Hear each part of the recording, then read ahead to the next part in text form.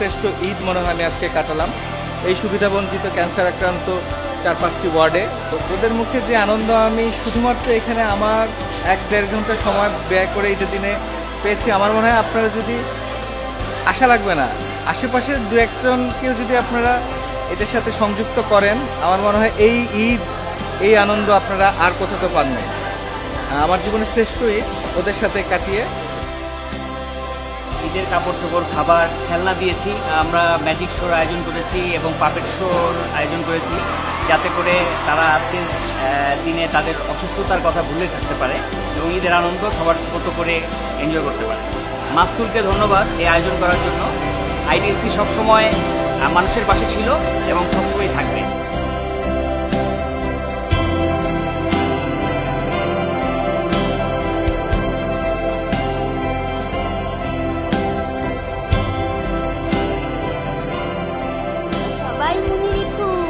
প্রতি বছর এরকম ওদের সাথে মজা করে নেচে নেচে খেলে খেলে হেলে দুলে ঈদ করতে হবে।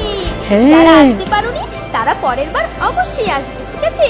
অবশ্যই আসবে। এই শোনো, তোমরাও চলে এসো কিন্তু, ঠিক আছে?